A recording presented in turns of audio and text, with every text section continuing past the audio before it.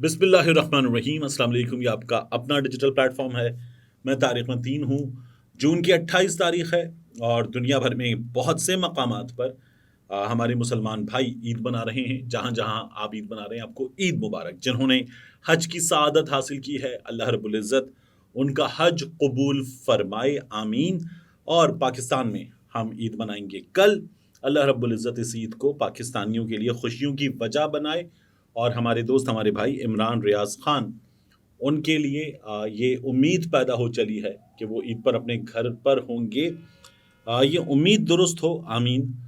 اس video میں اس کی بھی بات کریں گے، لیکن ایک حلفیہ بیان سامنے آیا ٹیلی ویژن پروگرام میں، اور اس حلفیہ بیان میں لیڈر نے اپنے لیڈر کے بارے میں بڑی بڑی خبریں دی ہیں، بڑے دعوے کیے ہیں۔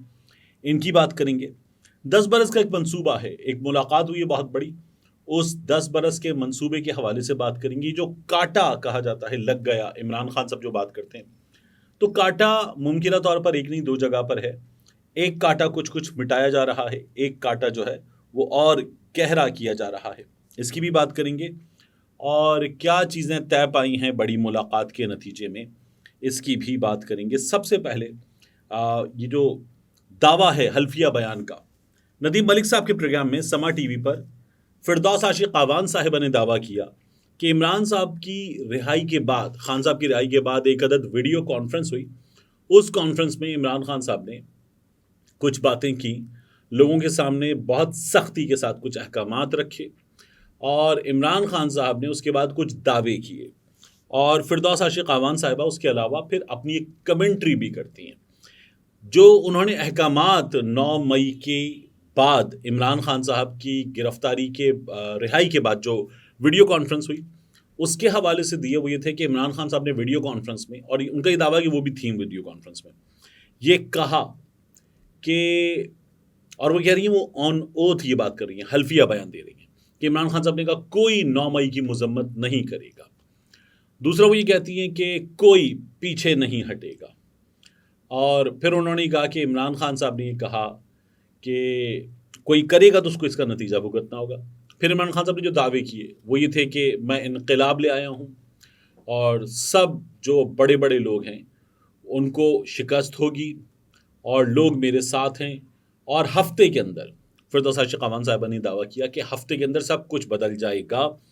تو انہوں نے کہا کہ عمران خان صاحب کو اقتدار سے نکلنے کے بعد صرف اپنے لیے سب کچھ نظر آتا تھا۔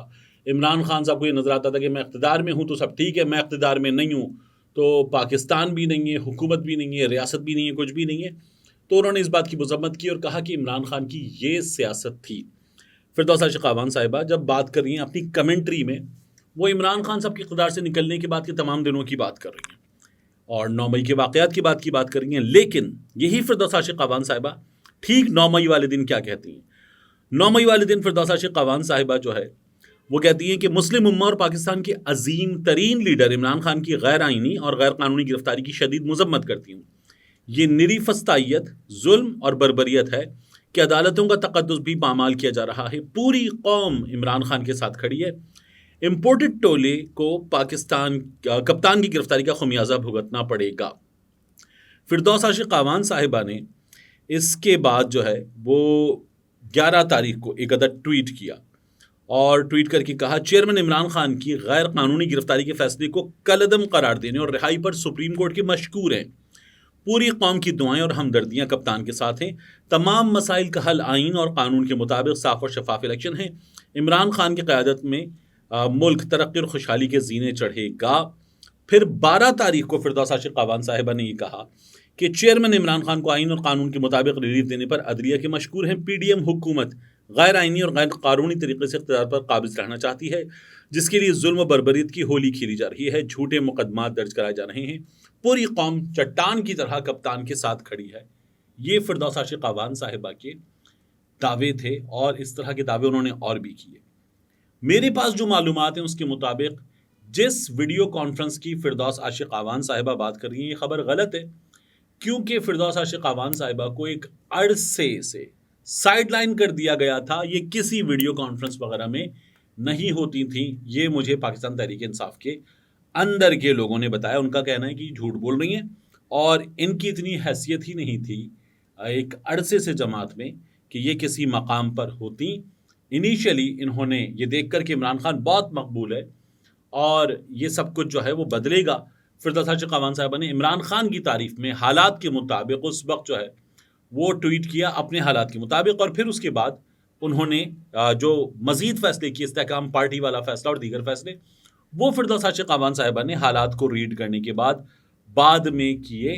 اور یہ اس کا نتیجہ ہے. فردوسا چقاوان صاحبہ تو استحکام پاکستان پارٹی میں جانے کے لیے خود رابطے کر کے گئی ہیں.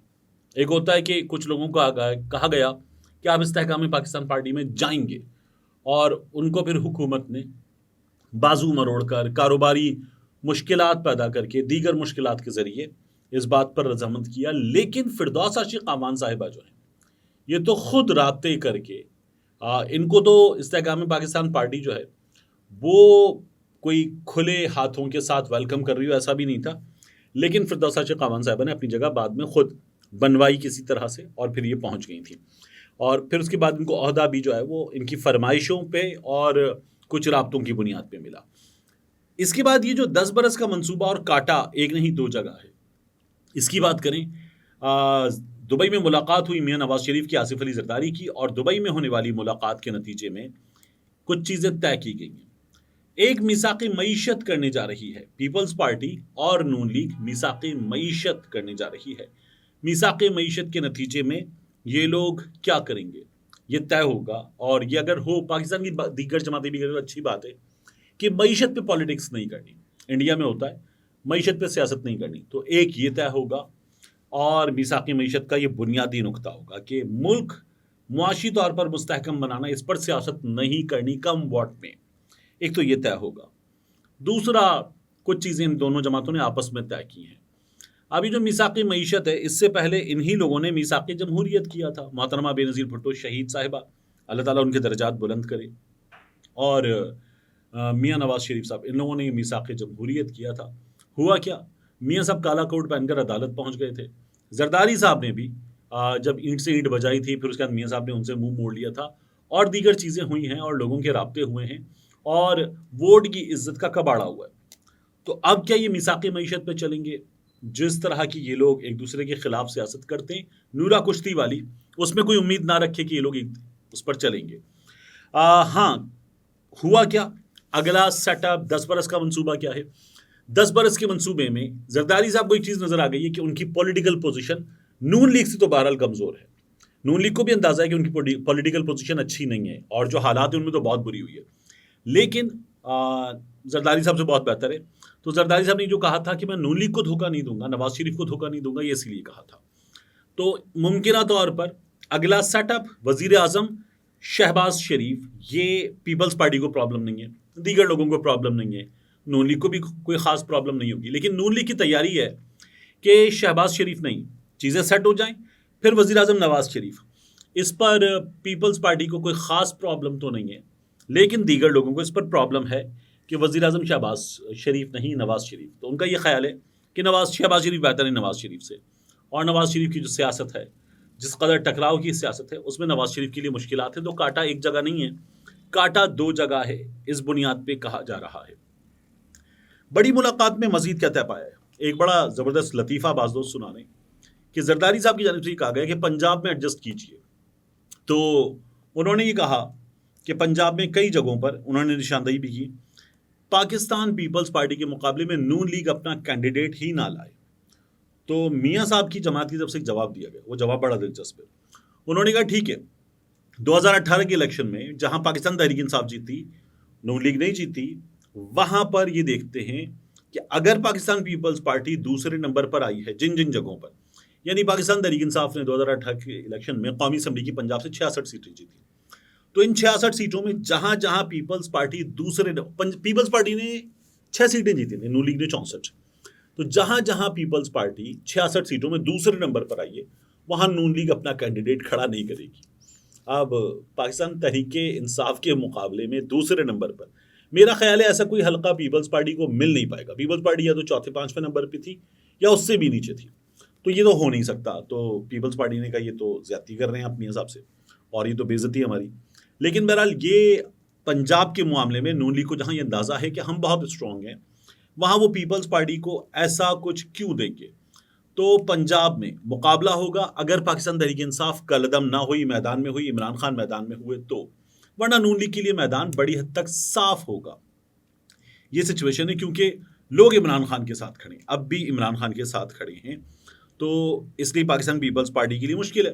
तो पीपल्स पार्टी के पास सिंध, नून के पास पंजाब प्लस मरकज, खैबर पख्तूनख्वा में सेटिंग हो रही है कि फजलुर रहमान को लाया जा सके, लेकिन पाकिस्तान तहरीक इंसाफ खैबर पख्तूनख्वा में तो इंतहाई मजबूत है, वहां तो बहुत ही मुश्किल काम है। बलूचिस्तान मिक्स प्लेट है, मिला जुला रुझान है, चलता है जैसे वैसे ही चलता है। तो ये बलूचिस्तान की सिचुएशन होगी, तय ये पाया है। तो शहबाज शरीफ वजीर आजम सबके लिए काबिल कबूल, नवाज शरीफ वजीर आजम नून लीग तालियां बजाएगी, छलांगे मारेगी, लेकिन सबके लिए काबिल कबूल नहीं है। और पीपल्स पार्टी अपनी कोशिशें अभी भी जारी रखे हुए है, लेकिन पीपल्स पार्टी को अंदाजा है कि ये वाली बारी नहीं, इसके बाद कोई कोशिश की जा सकती है। तो ये चीज़ें तय हुई हैं। अब इन चीज़ों के नतीजे में बनता क्या है, बहुत कुछ होना बाकी है। जो लोगों का फैक्टर है वो इन तमाम कैलकुलेशंस में शामिल नहीं है, और लोग इमरान खान के साथ सबसे बड़ी तादाद में खड़े हैं। ये सबसे बड़ी मुसीबत है। मिलते हैं इंशाल्लाह आपसे अगली वीडियो में।